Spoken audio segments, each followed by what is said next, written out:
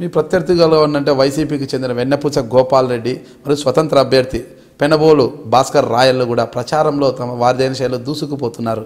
అంటే వారికి ధీటుగా మీరు ఎలాంటి ప్రచారం చేస్తున్నారు? ప్రచారంలో మీరు ప్రజలకు ఎలాంటి హామీలు ఇస్తున్నారు? వారి ప్రచారానికి మా ప్రచారం చాలా తేడా ఉంది.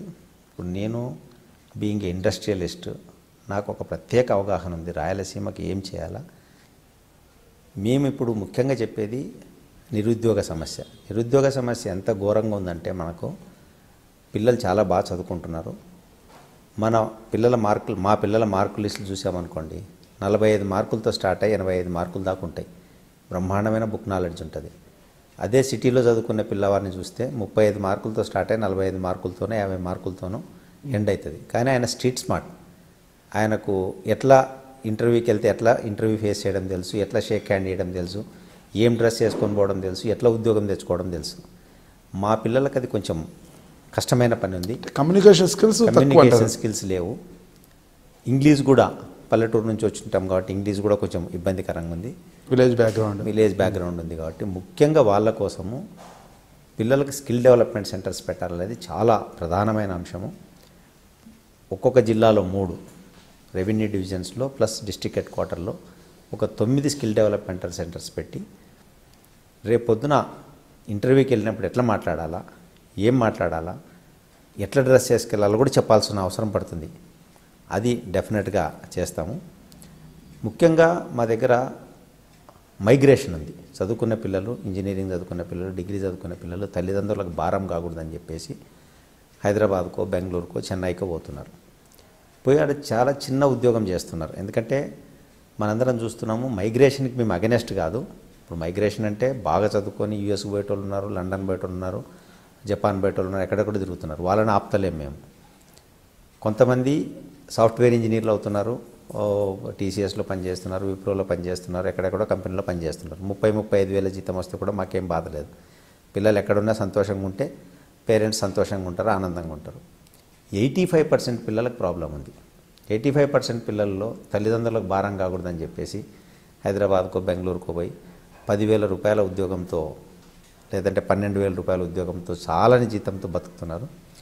వాళ్ళు ఎంత ఘోరమైన పరిస్థితిలో ఉన్నారంటే ఈరోజు 10,000 రూపాయల జీతం వస్తే 4,000 రూపాయలు ట్రాన్స్పోర్ట్ పోతుంది, 4,000 రూపాయలు రూమ్ రెంట్ పోతుంది, 2,000 ట్రాన్స్పోర్ట్ పోతుంది, ఇంకా 4,000తో ఖచ్చితంగా 3 పూటలు అయితే భోజనం తినలేని పరిస్థితి ఉంది. వాళ్ళ తల్లి అయితే 3 పూటలు అన్నం తినేటప్పుడు మాత్రం ఆ కొడుకు గురించి ఆలోచిస్తుంది. నా కొడుకు 3 పూటలు కూడా అన్నమన్నా సరిగ్గా తిన్నాడో లేదో అని. ఇక్కడ ఈ అబ్బాయి కూడా మా నాన్న మామ అంత కష్టపడి చదివిస్తే ఒక 1,000 రూపాయలు కూడా పంపించలేకపోతున్నా అని చెప్పేసి ఆ పిల్లగాడు బాధపడుతున్నాడు. అందరం ప్లెజర్లో బతకాల్సిన టైంలో ప్రెజర్తో బతుకుతున్నాం. దాన్ని నివారించాలనేది ముఖ్యమైన ఉద్దేశం. ఇదే 10,000 12,000 మా ప్రాంతంలోనే కర్నూలులో, అనంతపురం, కడపలో ఇండస్ట్రీ వచ్చి వాళ్ళకు కానీ అక్కడ ఉద్యోగం అవకాశం కల్పించగలిగితే పేరెంట్స్తో ఉంటారు. వాళ్ళకు జీవనం అంటే మరీ బ్రహ్మాండమైన జీవితం అని చెప్పలేం, కానీ ఇక్కడికంటే 75-80% మంచి జీవితం అనుభవిస్తారని చెప్పేసి కూడా ఒక కోరిక ఉంది. ముఖ్యంగా ఎంప్లాయ్మెంట్ క్రియేషన్లో కూడా ఉమెన్కి ఎంప్లాయ్మెంట్ ఇవ్వాలనేసి కూడా ఒక మంచి ఆలోచన ఉంది. ఎలక్ట్రానిక్ ఇండస్ట్రీ ఉంది, వాళ్ళకి కానీ ఉమెన్కి ఎంప్లాయ్మెంట్ ఇచ్చామనుకోండి, ఒక 10,000 రూపాయలు మినిమం వేజ్ అక్కడ 12,500 పెట్టాలనుకుంటున్నాం. ఆ ఉమెన్కో 12,500 జీతం వస్తే వాళ్ళ భర్త ఎవరైనా పెళ్లి చేసుకుంటారు. పెళ్లి చేసుకున్న తర్వాత భర్త ఒక 12,500 సంపాదించి ఒక 25,000 సంపాదించగలిగితే అది 1,00,000 రూపాయలతో సమానం హైదరాబాద్, బెంగళూరు, చెన్నైలో. వాళ్లకు మళ్ళీ ప్రతి వాళ్ళకు 2 ఎకరాలు 3 ఎకరాల పొలం కూడా ఉంటుంది. వాళ్ళు మళ్ళీ సేద్యం కూడా చేసుకుంటారు, వ్యవసాయం కూడా చేసుకుంటారు. కాబట్టి మళ్ళీ విలేజ్లు పటిష్టం అవుతాయి. ఒక 30-40 సంవత్సరాల తర్వాత విలేజ్ని ఎత్తుక్కోవాల్సి వస్తుంది, లేకపోతే చెప్పుకోవాల్సి వస్తుంది మా ఊరు ఆడున్నంట, మీ ఊరు ఈడున్నంట అని. దాన్ని నివారించడానికి, విలేజ్లను పటిష్టం చేయడానికి ఒక ప్రత్యేక ప్రణాళిక చేసుకొని ఇటువంటి ఇండస్ట్రీస్ని తీసుకురావాలా. రెగ్యులర్గా మనకు చదువుకునే పిల్లలకు ఇంటర్ చదువుకునే పిల్లలు అనుకోండి, డిగ్రీ చదువుకునే పిల్లలు అనుకోండి, ఇంజనీరింగ్ చదువుకునే పిల్లలు అనుకోండి, ఉద్యోగాలు తెప్పిస్తామని చెప్పేసి ఒక ప్రణాళిక పెట్టుకున్నాం. ఆ విధంగా ఎలక్ట్రానిక్ ఇండస్ట్రీ అనంతపూర్లో రావడానికి అవకాశం ఉంది. ఒక జనరల్ ఇండస్ట్రియల్ పార్క్ కర్నూలులో రావడానికి అవకాశం ఉంది. కడపలో కూడా ఒక ఇండస్ట్రీ తీసుకొచ్చి ఫస్ట్ మన రాయలసీమని స్టెబిలైజ్ చేసి కొంత ఎంప్లాయ్మెంట్ క్రియేట్ చేసి మైగ్రేషన్ ఆపాలన్నది చాలా ప్రధానమైన అంశం. ఖచ్చితంగా మైగ్రేషన్ ఆపుతాం. 2-3 సంవత్సరాల్లో మా చదువుకున్న పిల్లలు, బాగా చదువుకున్న వాళ్ళని ఆపుతలేము, మా దగ్గర ఎక్కడైతే ఇబ్బంది పడే పిల్లలకి ఉద్యోగాలు కల్పించడానికి అన్ని ప్రయత్నాలు ఖచ్చితంగా చేస్తామని చెప్పేసి కూడా ఒక ప్రణాళిక పెట్టుకున్నాం. ఒక 5-6 సంవత్సరాల తర్వాత అదొక పెద్ద డ్రీమ్ మాకు, రివర్స్ మైగ్రేషన్ కూడా జరగాల. అంటే ఆల్రెడీ హైదరాబాదు, బెంగళూరు, చెన్నైలో తిరిగి రప్పించాలా. అట్లీస్ట్ ఆలోచన రావాలి, మా ఊర్లో ఇప్పుడు ఏదో మంచి జరుగుతుంది, నేను వెళ్ళి ఒక చిన్న హోటల్ ఎందుకు పెట్టుకోకూడదు, నేను వెళ్ళి ఒక రిసార్ట్ ఎందుకు పెట్టుకోకూడదు, ఒక క్లబ్ ఎందుకు పెట్టుకోకూడదు, 2 ట్రేడింగ్ బిజినెస్ ఎందుకు పెట్టుకోకూడదు అని ఆలోచన తెప్పించాలనేది. క్లబ్ అంటే ఏం సార్? ప్లేకాట క్లబ్? నాట్ ప్లేకాట క్లబ్ కాదు, ఎంటర్టైన్మెంట్ క్లబ్.